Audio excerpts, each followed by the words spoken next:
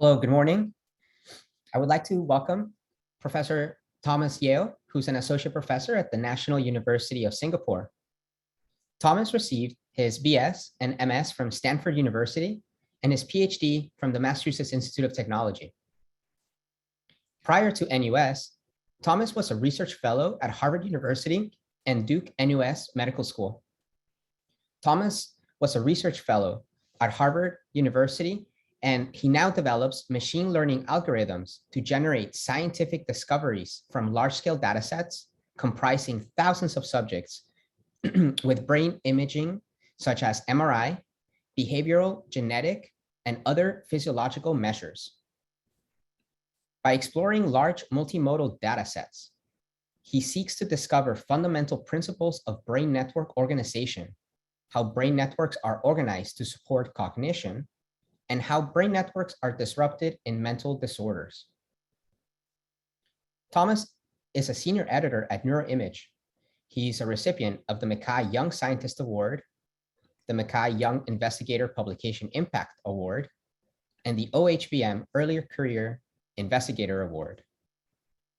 With that, please join me in giving a warm welcome to Professor Thomas Yeo and his talk. Thank you, Fred, and thank you, Adam, and everyone for the invitation to this unique forum. So my lab develops and applies machine learning to generate discoveries from large-scale brain imaging data. And today I'll talk about our work on the organization of large-scale networks in the human cerebral cortex. As we all know, the human brain is a complex system with multi-scale spatiotemporal organization. This figure here illustrates multiple scales from genes to neurons to large-scale brain networks to behavior. In my group, we focus on studying large-scale brain networks and behavior. But we've also begun using biophysical modeling to bridge the gap with micro-scale organization. To study large-scale brain networks, we use functional magnetic resonance imaging, or fMRI. fMRI provides an indirect measure of neural activity based on neurovascular coupling. An illustration of neurovascular coupling is shown by this beautiful video on the right, where whisker stimulation leads to neural activity and corresponding vascular dynamics. Now, even though fMRI is kind of a crude tool, it is still one of the few non-invasive tools that we can use to study large-scale brain networks in the human brain. As demonstrated by Barak Biswal and others, suppose we take a superior parietal region shown by this black circle. If we correlate its fMRI time course across the entire brain, we get a network of brain regions shown here. So this network is known as the dorsal attention network. And what is cool is that we can extract this network even when the participant is at rest in the scanner, not performing any explicit task. This correlation is typically referred to as resting state function connectivity. And over the past 20 years, there are many studies in humans and animals suggesting that functional connectivity can be a useful proxy of multi-synaptic connectivity. Let me just share with you one of my favorite studies. We know from animal studies that the cerebellum forms closed anatomical loops with the cerebral cortex. Now, roughly speaking, cortical areas project to the pons and to contralateral cerebellum. An efference from the cerebellum passes through the deep cerebellar nuclei and to the thalamus and back to the cerebral cortex. These multi-synaptic circuits can be captured by resting state function connectivity. In healthy individuals, left motor cortex has stronger function connectivity with right cerebellum than with left cerebellum. Conversely, right motor cortex has stronger function connectivity with left cerebellum than right cerebellum. Now, because different blood vessels serve contralateral motor cortex and the cerebellum, the functional connectivity is not just the result of vascular artifacts. Furthermore, this contralateral function connectivity is disrupted in patients with focal lesions of the pons. So lesion in the left pons disrupt function connectivity between left motor cortex and right cerebellum, while connectivity between right motor cortex and left cerebellum is less affected. Conversely, lesion in the right pons disrupt function connectivity between the right motor cortex and the left cerebellum, while connectivity between the left motor cortex and right cerebellum is less affected.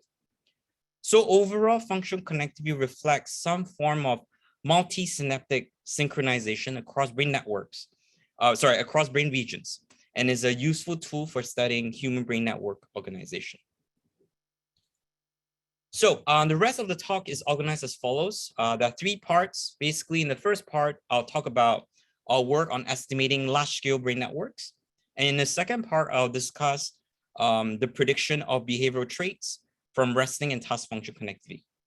And finally, I will discuss the use of biophysically plausible models to bridge the gap between large-scale brain networks and micro-scale organization.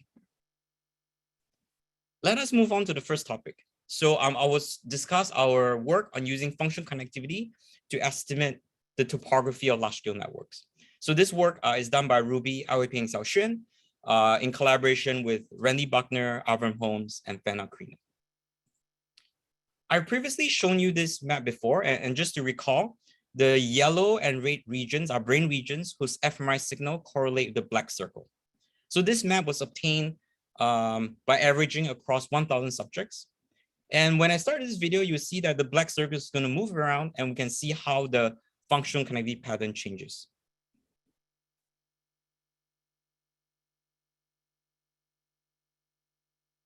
There are 2 points to this video. The first is that adjacent association cortex can have very different connectivity patterns. As the black circle moves around, the regions correlated with the black circle change a lot.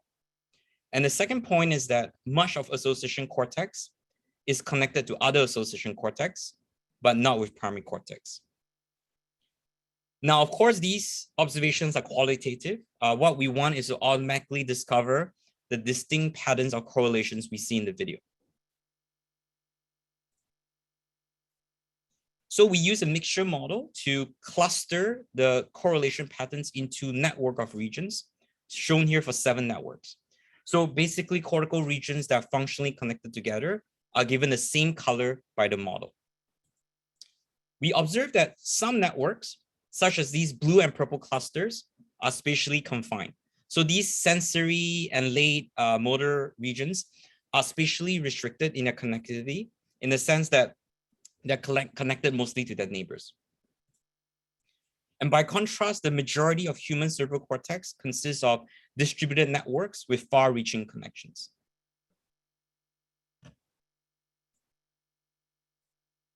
This parallel topography is consistent with Goldman-Rakish's idea about the primate association cortex. So in her review, Goldman-Rakish argued that distributed processing in the primate association cortex is organized in a parallel fashion. So she basically argued that interconnected association areas tend not to have laminar projections with clear feed-forward and feedback relations.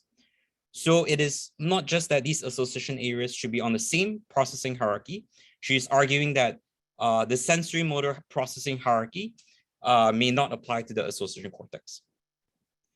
So there are 2 key features to this organization. So first, each association network comprises of brain areas in the parietal, temporal, prefrontal, and cortical midline, and that these regions are densely interconnected.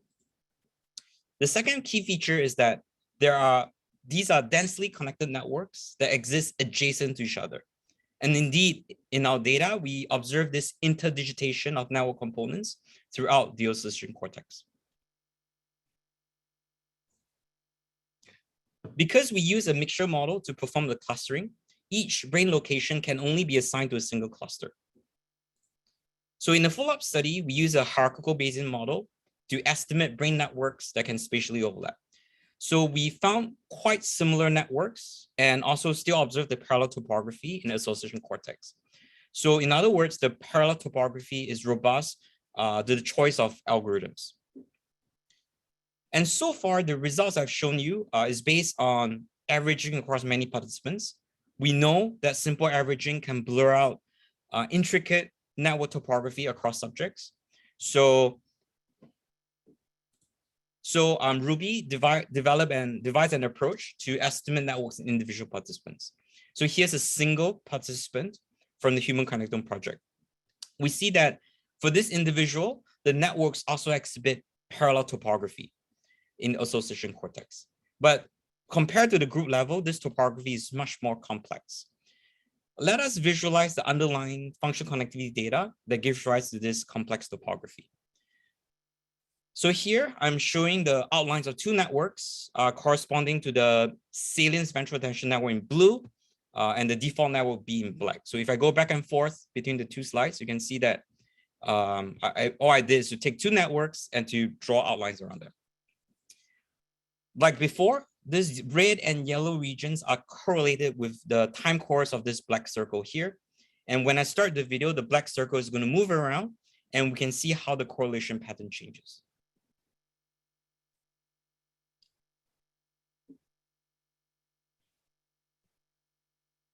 We see that as the black circle moves around, the functional connectivity patterns appears to agree quite well to the networks delineated by Ruby's approach.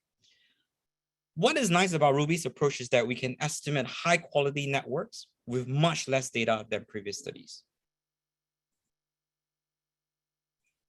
This is Ruby's multi-session hierarchical Bayesian model. I won't really go into it in details, but basically the top level models intersubject variability, the next level models intersession variability within the subject, and the bottom level models interregion variability within the network. We can learn all the priors shown in red from multi-session data. And with these priors, we can estimate networks in the new subject, even if the subject only has one single fMRI session. Here are the networks of 4 Human Connectome project subjects estimated with Ruby's approach. Each column is one subject. The first row is day 1. The second row is day 2.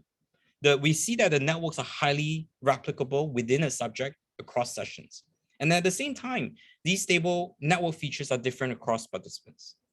So for example, if we focus on the yellow arrows, notice that subject 3 and 4 have this yellow default network component in temporal cortex, and this component is present on both days. But if you look at subject 1 and 2, they do not have this yellow default network component. Ruby also shows that using 10 minutes of data, her model can estimate networks that are of similar quality to other approaches using 15 minutes of data. Ruby also shows that individual specific network topography can be used to predict behavior. So basically, if we have 2 participants and they have similar brain network topography, then they would also have similar behavioral traits. This is also true for network size, but network topography seems to predict behavioral traits better. In a follow-up study, in the collaboration with Avram Holmes' group, Avram Holmes' group shows that individual specific network size and topography are also heritable. So here, I'm showing you the result for network size. Finally, using the same approach, we find complex network topography in the cerebellum of 2 highly sampled individuals. So these individuals have been scanned for 31 sessions each. I'm using a flat map representation to show you the cerebellum topography of the 2 individuals so that we can appreciate the entire cerebellum all at once. We can see that the complex topography is quite different across the 2 participants and actually quite stable within an individual. Our previous 2011 study found that at a group level, when we average across 1,000 subjects, there are perhaps 3 homotopic maps of the cerebral cortex and cerebellum. At the individual level, we find that this is also the case. Here is the primary map in the anterior lobe, right, ending around cross 1 and cross 2. The network order then reverses in the secondary map in the posterior lobe. And there is perhaps a tertiary map in the most posterior end of the cerebellum. To summarize, we found parallel distributed networks in human association cortex. This parallel architecture exists even in individual participants. We found that the size and topography of individual specific networks are heritable, and predictive of behavioral traits. In the cerebellum of individual participants, we found that there are 3 maps of the cerebral cortex, but at this point, we're not sure about the functional significance of the 3 maps. So all the code from our studies can be found on GitHub. This includes aerial level parcellations at the group and individual level, which I'm not showing you today. Let us move on to the next topic. Here in this next part, Jianzhong, Angela, and Hetong did the work for this next part. In the previous part, I mentioned that network spatial topography and size can be used to predict behavioral traits. In the next part, we're going to explore the use of functional connectivity to predict behavioral traits. This is, of course, not a new topic, right? There have been many studies relating functional connectivity with behavioral traits in both healthy and participants with illness. So, for example, resting state function connectivity has been used to predict brain maturity and fluid intelligence in healthy individuals. However, multiple groups have shown that task state function connectivity is better than resting state function connectivity for predicting cognitive performance. So here are 2 plots from Abigail Green's 2018 study. So each dot is a participant. X-axis is the observed fluid intelligence. Y-axis is the predicted fluid intelligence. We see that during the MBAC task, there's a stronger correlation between predicted and observed fluid intelligence, basically 0.325 versus 0.172 during the resting state. This is very interesting because other studies have shown that task state only modestly influence functional connectivity. So on the left is a functional connectivity matrix during a counting task, and on the right is a functional connectivity matrix during resting fixation. There are differences between the 2 matrices, but the 2 matrices are largely similar. Indeed, Katerina Graton has quantified the relative contributions of different factors to functional connectivity. She found that task modulation of functional connectivity is much smaller than group and individual factors. So it is quite interesting that even though task only weakly affects functional connectivity, it can improve the prediction of cognitive performance. So we wanted to find out whether network features that are predictive of behavior are different between resting and task states. Given that task state functional connectivity is better at predicting cognitive performance, perhaps very different features are being utilized for prediction. Furthermore, most studies focus on the prediction of a particular behavioral measure, such as fluid intelligence. So we also asked the question of whether predictive network features are similar or different across behavioral measures. So for this study, we use the ABCD dataset. There are 3 tasks in ABCD: MBAC, monetary incentive delay task, and stop signal task. We use the resting and task fMRI to compute 419 by 419 function connectivity matrices using the Schaefer parcellation. So for each brain state, we have a different function connectivity matrix for each participant. We then use the resting and task function connectivity to predict 36 cognitive, personality, and mental health measures in individual participants. For the regression model, we use kernel-rich regression, but actually we use linear regression, we get similar results. We then use Stefan Hoff's approach to extract predictive network features for each behavior measure and each resting and task state. So as shown in Stefan's study, his approach is able to yield more interpretable features. And indeed, when we use Stefan's approach, the predictive network features are very similar across regression algorithms, compared with, for example, if we look at the weights of the regression models. Now, let us first answer the question of whether predictive network features are similar or different across behavior measures. So of the 36 measures, only 32 were predicted better than chance. So I'm going to show you a 32 by 32 matrix.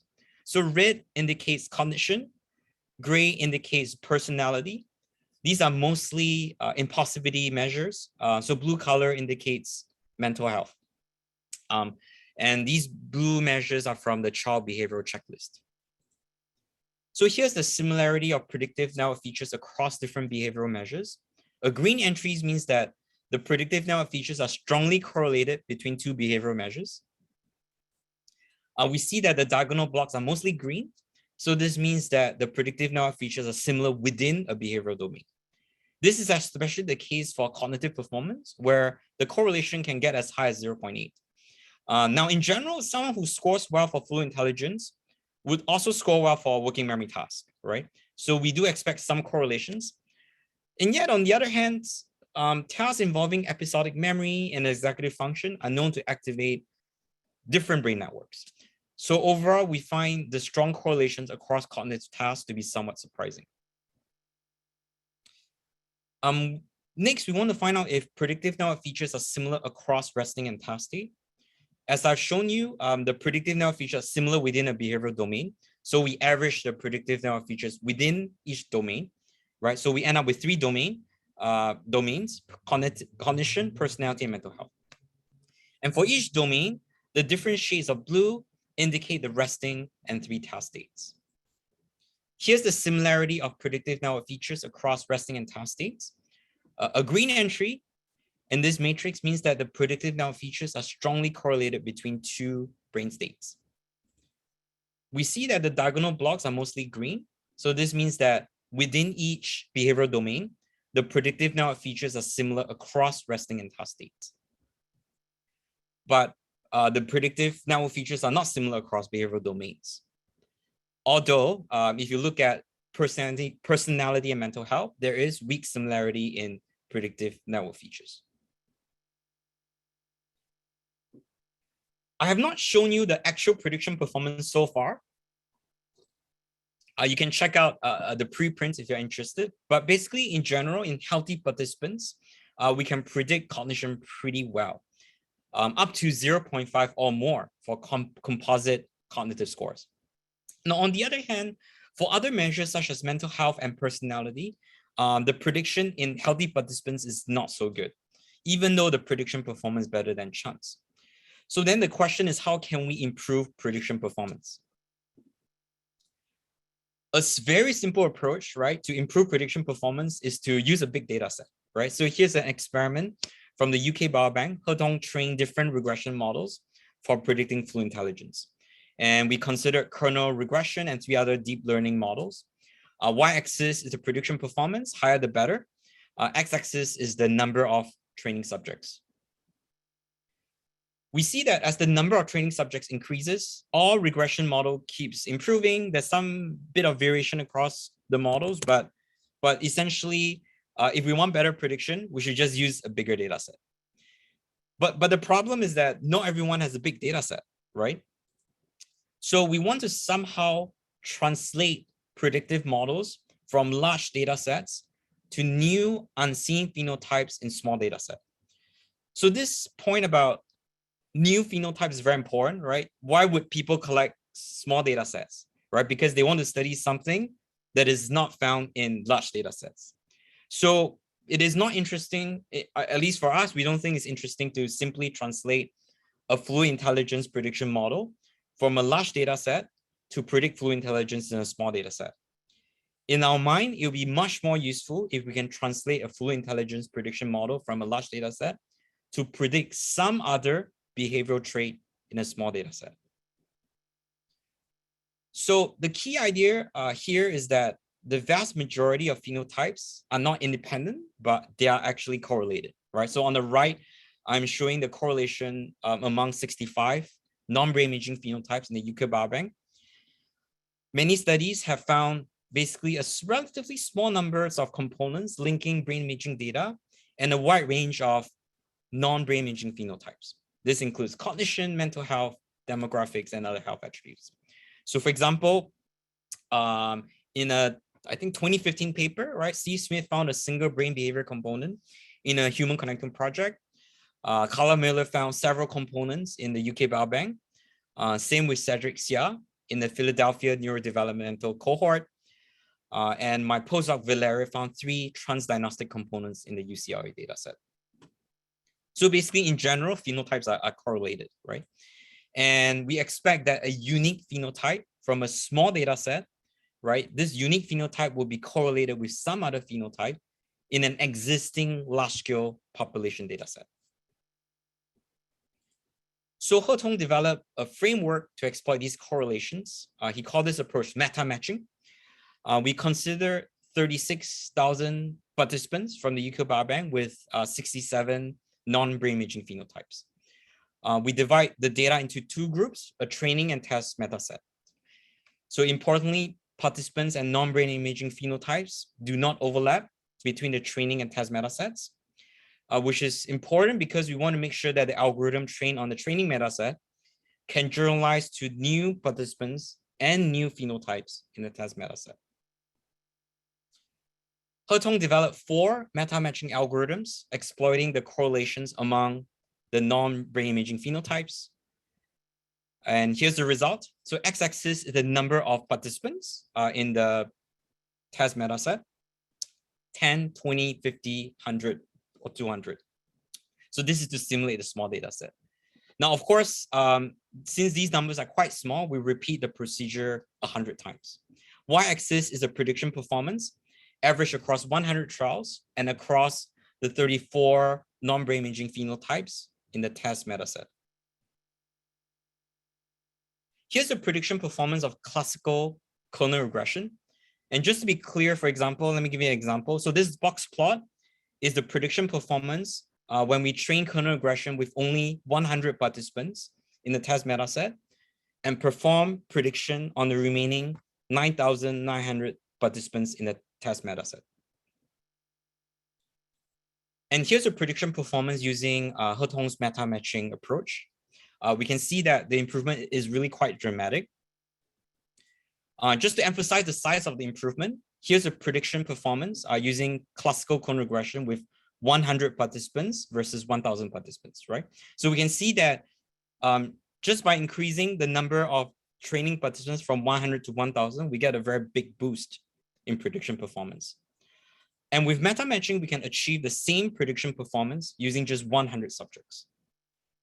So this experiment was done in the UK Biobank. We've now shown that models from the UK Biobank can be translated to the Human Connectome project, even though these are different scanners, different pre-processing, and different age groups.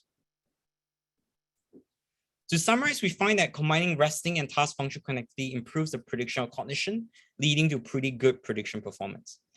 Even though the prediction of personality and mental health is statistically better than chance, to tell the truth, the prediction quality is not that great. We find that predictive network features are similar within behavioral domains, but different across behavioral domains. Predictive network features are also similar across resting and task state. And overall, we found shared brain network features that account for individual differences within broad behavioral domains. But these network features are different across behavioral domains. We have developed a meta-matching framework that translate predictive models from large data sets to new phenotypes in small data sets. Because meta-matching exploits correlations between phenotypes, it might not work well for rare phenotypes that are not correlated with anything. However, there's still a long way to go in terms of improving prediction performance. My group has experimented with various approaches to improve predictions. And these different approaches have been developed in parallel. But perhaps by combining them, we can get further improvement. And so overall, there's still a lot of work left to be done. Our code is publicly available. Pre-trained meta-matching model from 36,000 UK Biobank participants is also publicly available.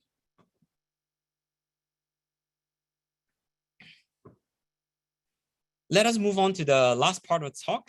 Xiaolu and Peng did all the work. So far in this talk, I focus on large-scale brain networks, right, and their relationship with behavioral traits. I'll now talk about biophysical modeling to bridge macro-scale and micro-scale brain organization. There's, of course, a very long history in modeling spiking neurons, right? And models of these spiking neurons can be coupled together with mPOW, NMDA, and GABA receptors. NeuroMass model simplify these detailed spiking neuronal networks by capturing the average dynamical behavior of cortical regions at the level of neuronal populations. So the resulting mean-to model is able to generate large-scale brain dynamics with relatively low parametric complexity. We will focus on the dynamic mean field model proposed by Gustavo. Basically, in the mean field model, each cortical ROI is represented by a system of nonlinear ordinary differential equations coupled together by structural connectivity. This structural connectivity can be from diffusion MRI, it can be from invasive tract tracing studies in animals. But in this talk, we will basically just use diffusion MRI. So the mean field model typically has many parameters controlling local synaptic properties. These parameters are typically manually tuned. So it's common to just assume that the parameters are the same across the brain. If not, there's simply too many parameters to tune. However, given that different cortical regions have distinct cellular properties, this is not biologically plausible. So Peng developed an algorithm to automatically estimate the mean field model parameters. Because the estimation is automatic, we can allow two types of local synaptic parameters, the recurrent connection strength and external input to be variable across cortical regions. We apply his approach to the human connectome projects and we get much better fit to function connectivity in the test set. And what is quite cool is that the estimated model parameters exhibited very intriguing spatial pattern. So on the left is the external input current and in the middle is the recurrent connection strength. So in this study, we actually allow the model parameters in each region to change, to be different, right? And they can be very different, right? And yet we get this quite intriguing spatial pattern, which agrees quite well with resting state networks shown on the right. So the spatial patterns are correlated with neuronal cell density from histology. It's correlated with T1, T2 estimate of intracortical myelin. It's correlated with the first principal gradient from Daniel Margulies.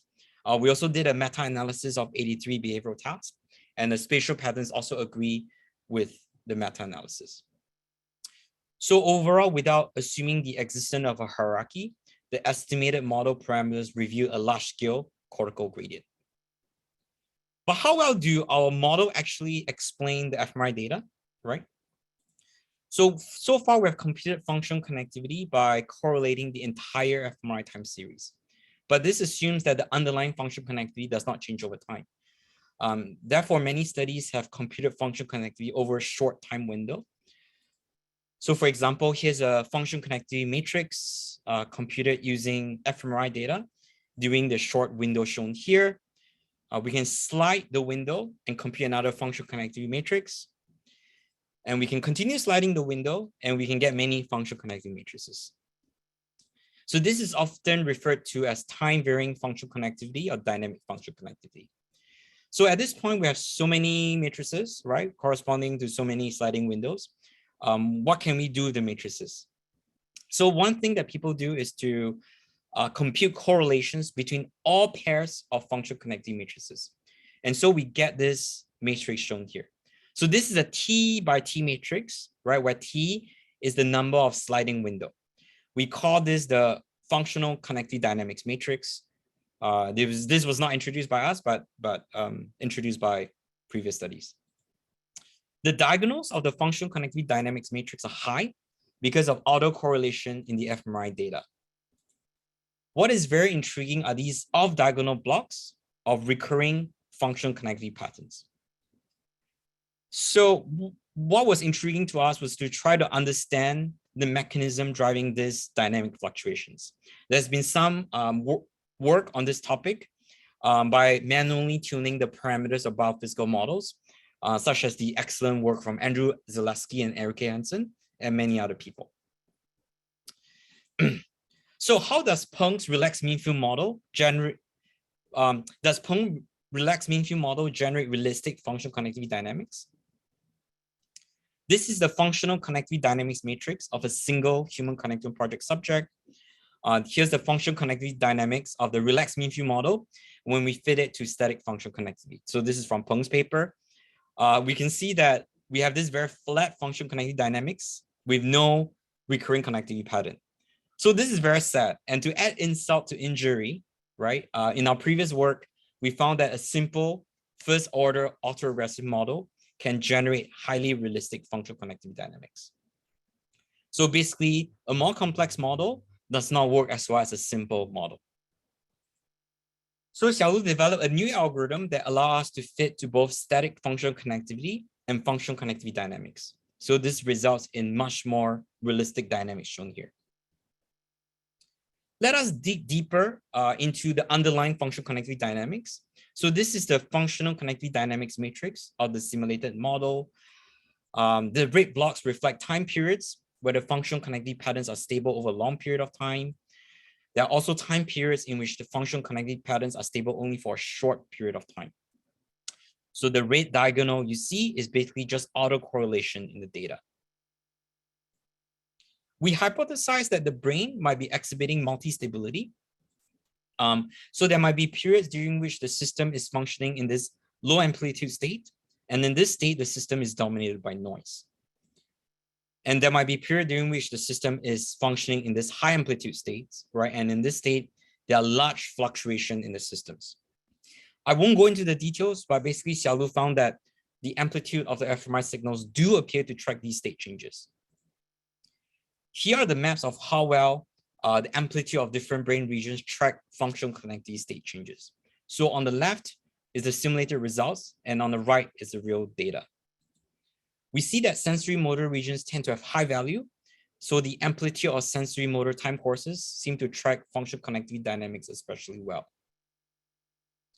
There's also a very strong agreement between the simulated and empirical spatial map. But these are just correlations, right? The nice thing about having a computational model is that we can actually manipulate it to test our hypothesis, right? So in this case, our hypothesis is that sensory motor regions are driving these dynamic changes. So here's a simulated functional connectivity dynamics matrix from the mean field model, right? If we zoom into this part of the matrix, we see that the system is basically in this low amplitude state where the correlations are only driven by autocorrelations. And our hypothesis, if you recall, is that sensory motor regions might drive functional connectivity dynamics. So we inject noise for one TR, one time point in the sensory motor regions. And we find that the system seems to have transitioned into a high amplitude state, at least for a short while. On the other hand, if we inject noise into a different set of regions, we do not see such behavior.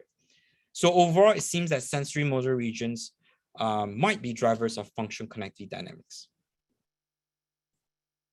We also found that the spatial distribution of sensory motor drivers correlate with differential expression of Parvalbumin and Somatostatin interneurons.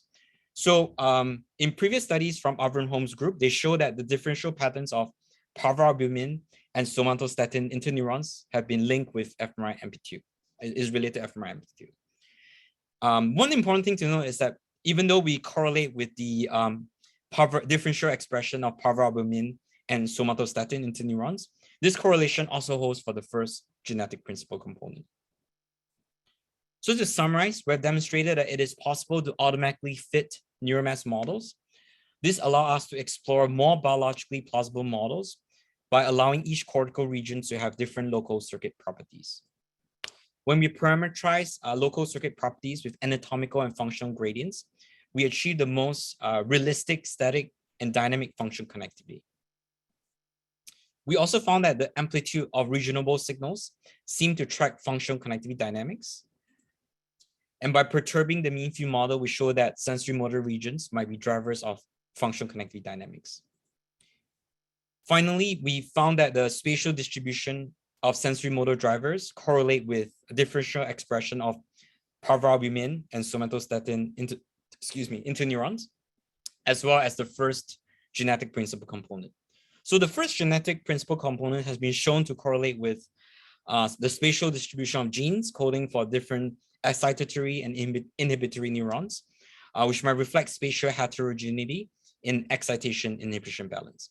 So overall, this suggests perhaps a potential link between functional connectivity dynamics and heterogeneity in excitation inhibition balance across the cortex. As always, the code of this project can be found on GitHub. So to summarize, we found parallel distributed networks in human association cortex. The network exists at a group level as well as in individual participants. This parallel topography exists even if we allow networks to overlap. And individual network topography, size, and connectivity are heritable, and they can be used to predict behavioral traits. Predictive network features are similar across behavioral domains and across resting and task states, but predictive network features are different across behavioral domains. Combining resting and task function connectivity allow us to predict cognitive performance very well. Out of sample R is often bigger than 0.5, especially with composite cognitive scores.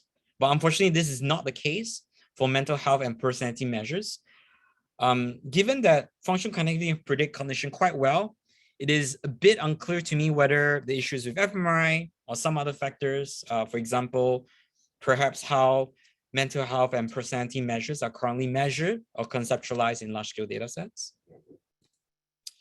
To achieve high prediction performance, we need large data sets.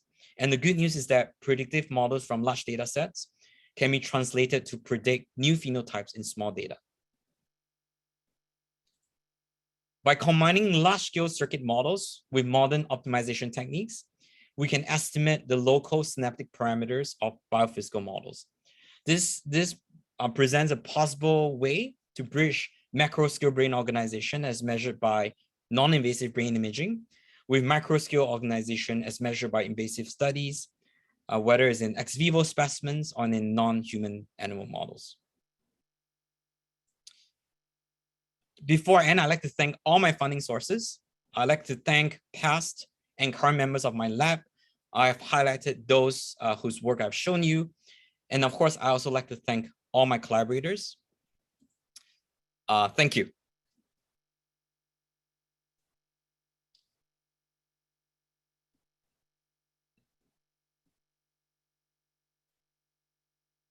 Thank you so much, Professor Yeo. This was a wonderful talk. We have a few questions. If it's okay to go over them before we move. Oh yeah, sure. Okay, great. So we'll answer these three before we move on to the official Q&A session. Sure. This question comes to us from Desmond Oates. For task functional connectivity, does it matter if you regress out the task event versus ignore the task events? So in our study, we don't regress the task events. If I recall, we did do some experiment with it. And in general, it kind of gives similar results, although there was some differences, of course. Abigail Green, actually, from Todd Constable Group, actually have a follow-up study on the effects of task events themselves versus, versus the underlying task function connectivity. You can check out her paper. I think is in Cell Reports. This next question comes to us from Nicholas Blau.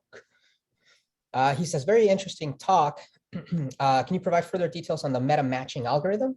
So maybe if you can go to your slide with the link. Oh yeah, sure. So it's actually kind of a, I would say, silly, simple algorithm, I guess. Yeah, kind of a really naive algorithm, and it surprisingly worked really well. So first of all, I want to mention that this idea of generalizing from to new phenotypes, right? In machine learning, this is called meta learning, right? That's why the algorithm is called meta matching. And we have actually started exploring some more complicated machine learning algorithms. And our collaborator Simon suggested to us a baseline, and this baseline works so well that it became our main meta matching algorithm. But basically, the idea is that if we already have predictive models from the large training set, we simply apply the prediction models from the large training set and apply it to the participants from the this is a bit hard to explain. If we apply it to the participants from the participants from the test meta set, and then we see which, let's say we have let me see in this example. Okay, sorry, I'm explaining this very poorly. Okay, okay, so suppose we have 33 predictive models, right? This is in our training set, right? With 27,000 participants, right? We have 33 predictive models, right? of this 33, we apply these 33 predictive models, let's say in the 100-shot case, right? We take 100 test participants and we apply these 33 predictive models to these 100 participants, right? So this gives us 33 predictions in this 100 participants, okay? And we check of these 33 predictions, which one best correlates with the new phenotype we're trying to predict, right? So then, for example, let's say we're trying to predict working memory, right, in the 100 participants, right? If we consider the previous 33 predictive models, right, presumably the predictive models for fluid intelligence might correlate very strongly, might also be good prediction for working memory, right, in the 100 participants, right? And so then we simply use that fact to translate the model from the training set to this 100 participants. So that's actually the basic meta-matching model. In the more advanced meta-matching model, we basically add a few more bells and whistles on top of that, and that improves things a bit more. But you can see that the key improvement, actually, the largest improvement actually comes from this idea that if there's a phenotype, let's say like fluid intelligence, right? A fluid intelligence prediction model is going to probably correlate pretty well with working memory in the new data set. I hope that makes sense, Fred. I mean, is that even understandable? Yeah. I don't think I'm explaining it very well at all. Yeah. Well, we can also have Nicholas ask further questions as well later. Right. If it wasn't clear. Now, our last question comes from Priya. Priya says, thank you very much for the informative talk, very informative talk. I would like to ask if you think such prediction of behavioral traits based off connectivity analysis would be possible with EEG or MEG data instead of fMRI. What are your thoughts? Oh, I'm pretty sure they should be quite predictable as well. And from what I understand, I believe that if I recall from Twitter, I do remember people mentioning that there are these large-scale open EEG data sets available now with 1,000 participants. So I think it might be totally worth it to try.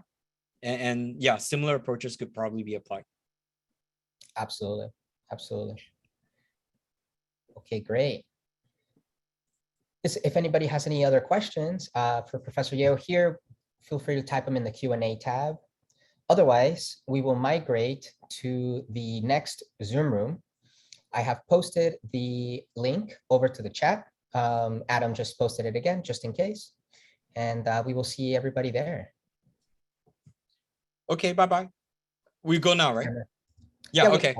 Let's plan to start it at 10 o'clock. 10 a.m. But you can just head in there. I'm just gonna leave this open so people have time to get the link. Gotcha. Okay, gotcha. sure. Thanks. All right, excellent.